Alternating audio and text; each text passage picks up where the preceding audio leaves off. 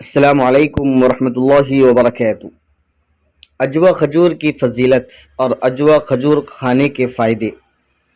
اجوا کھجور کے بہت سارے فائدے ہیں، جس میں سے چند فائدے یہ ہے کہ جس دن ہم اجوا کھجور استعمال کریں گے اس دن ہمیں زہر بھی نقصان نہیں پہنچائیں گا اور نہ جادو ہم پر اثر کریں گے۔ فرمائیے اجوا کھجور ہے جنت کا پھل ہے، اس میں زہر سے شفا ہے۔ تو ناظرین، اس کے فائدے بتلانے سے پہلے اگر آپ چینل پر نئی ہے تو آپ ہمارے چینل کو سبسکرائب کریں۔ اجوا کھجور کی فضیلت۔ کھجوروں کے تمام قسموں میں محبوب ترین، سب سے زیادہ پسندیدہ رسول اللہ صلی اللہ علیہ وسلم کے نزدیک اجوا کھجور تھی۔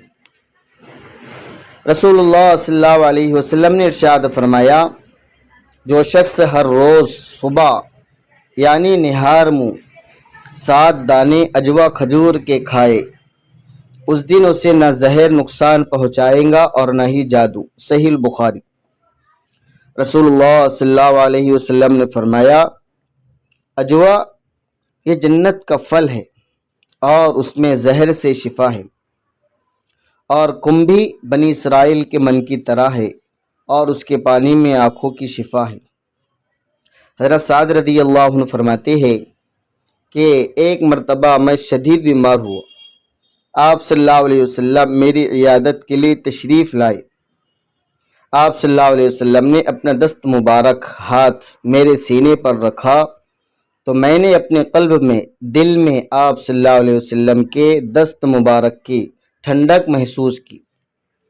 اس کے بعد آپ صلی اللہ علیہ وسلم نے فرمایا، تم کو عارضۂ قلب کی شکایت ہے، قلب کی بیماری، جاؤ حارث کے پاس اپنا علاج کراؤ، جو طبیب ہے۔